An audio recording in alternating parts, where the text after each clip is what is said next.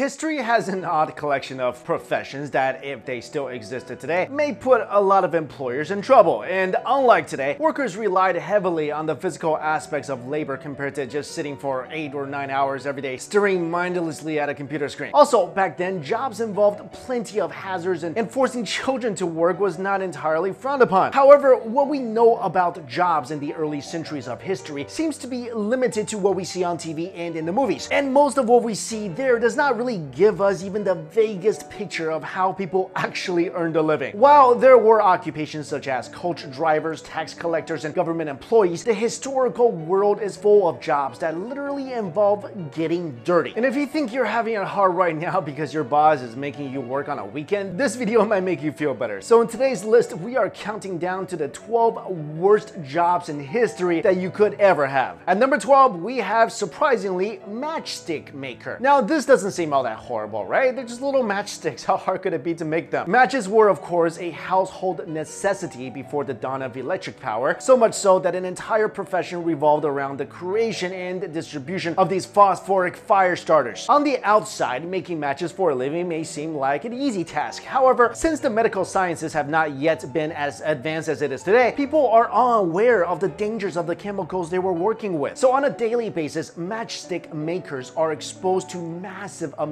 of the chemical phosphorus where they dip the tips of their matches. Over time, the chemical would enter the body through inhalation or skin contact, and workers would contract a disease called phossy jaw, where their mouths would develop abscesses that would eat away at their face. Unfortunately for them, the only treatment for the ailment is to surgically remove the infected jawbone, leaving them disfigured for their entire lives. Number 11, leech collector. In the Middle Ages, the belief that using leeches to cure diseases was quite popular. In fact, there was such a substantial demand for leeches that people would go out into the wild to collect them and sell them to doctors, surgeons, and other medical professionals. For anyone to become a leech collector was pretty simple. He or she does not even need to apply for the position. All they have to do is walk in areas infested with the parasites like swamps and marshlands and catch them by exposing, a few limbs for them to latch onto. After that, they will go see the nearest doctor and sell the creatures for a quick buck. The risk involved in this occupation is high because with the way the leeches are collected, a potentially fatal amount of blood could be lost during the process of collection. Number 10, rat catcher. As far as we know, the profession of pest exterminator has existed since the 19th century, but it was an entirely different practice. Rat catchers were more in demand than termites or cockroach exterminators, and as the world slowly moved forward with industrialization, so too did the population of vermins. People moving from countryside to the big city, trains traveling from one border to the next, and ships docking from port to port have contributed greatly in the increase of rats. In order to control the rat problem, rat catchers were called upon by people. These professionals who didn't play a lute would then rub a mixture of different oils on their clothing and hands to lure rats that they would catch with their bare hands. Illnesses, sometimes fatal from bites and scratches, were considered occupational hazards since the use of safety equipment was an alien concept in those days. Number 9, fuller. Fulling is a process in which wool is cleaned and given its thick texture. It still exists in some countries today. However, during the time of the Roman Empire, the job was so horrendous that merchants would delegate these rather dirty tasks to slaves. In order to get the right quality out of wool, a slave would have to wade through a pool of urine to clean the wool. Yes, pee. After all, it does contain ammonia that is used even today as ingredients in industrial cleaning agents. Luckily, when the Middle Ages arrived, the fuller's job was made less grotesque when a cleaning mixture called fuller's earth was introduced, making the use of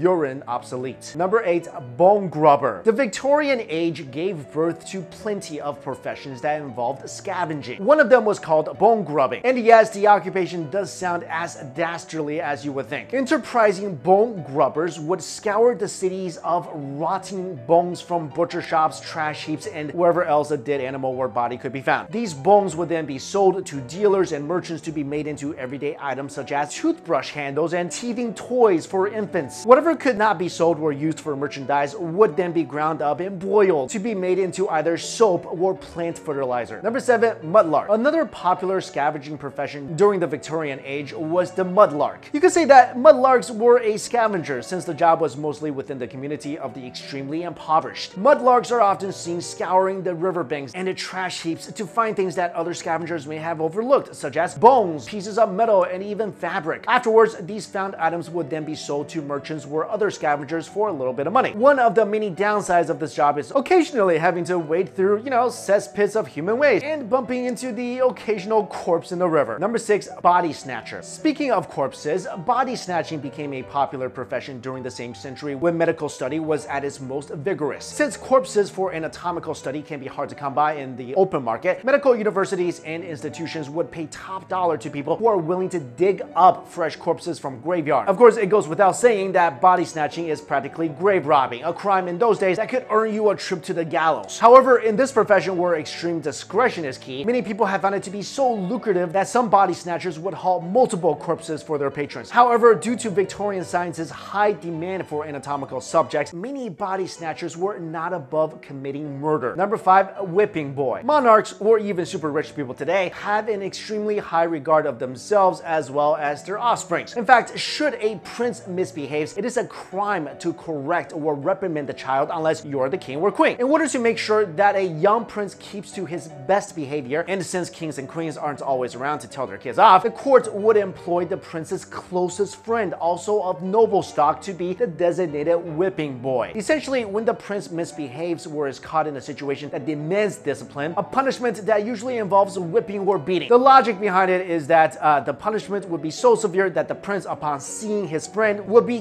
guilted into behaving properly and according to his royal stock. Number 4, sin eater. Sounds like something that you'll find in a Harry Potter universe. If you think that to be a princess whipping boy is hard, try being someone's sin eater. To put it simply, a sin eater is someone employed to take on the excess sins of a deceased person. The family of a dearly departed would have a sin eater present at the funeral, and before the body is lowered into the earth, a piece of bread is passed over the casket to the sin eater. He or she then eats the bread that has soaked up the remaining sins of the dead and passed on to him or her for his or her lifetime. Okay, this may not sound that bad, but in medieval society, sin eaters are social pariahs and are shunned and hated by every level of society because they believe that these individuals are extremely depraved and beyond salvation. Number 3, vomit collector. The ancient Romans are known for their lavish parties that could stretch from dusk to dawn. Most especially when it involves the wealthy, these parties are filled to the brim with every kind of food and wine you can imagine. What the Romans would do is to eat to their heart's content. Once full, just like the Capitol in the Hunger Games, they would then move to a separate room where a bucket or basin waits for them. They would then induce themselves to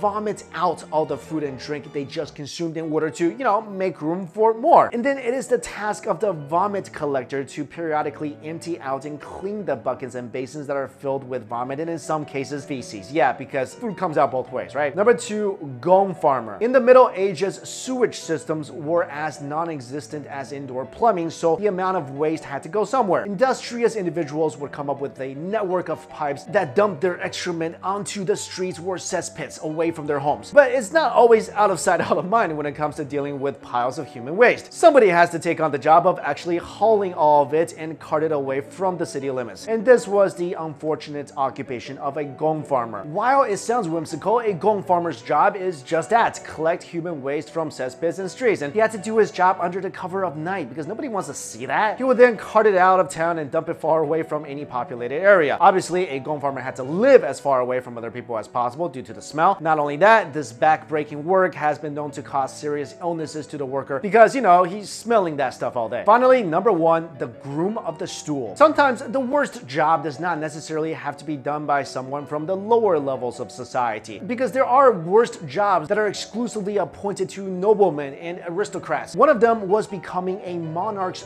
groom of the stool. Believed to be a prestigious position and service to the day's reigning monarch, it was no less humiliating. The groom's job was to fetch a monarch's, usually a king's, toilet chair when his highness, need to go. And since monarchs claim to have some kind of divine right of the gods on earth, it is also the groom's job to wipe the king's benevolent bottom. On top of that, it was also the groom's job to collect a sample of the king's divine poop and examine it for any signs of illness. And if that doesn't sound prestigious enough, the groom of the stool is also given the highest honor of administering an enema if the king finds his rite of passage blocked. So there you go. Maybe that boring, mundane desk job staring at an Excel sheet all day doesn't seem so bad now. So if I had to choose a job from one of these, I think I would become the rat catcher, because just get a bunch of cats. But let me know if you had to choose which one of these jobs would you take on. And thank you all so much for watching this video. I'll see you later.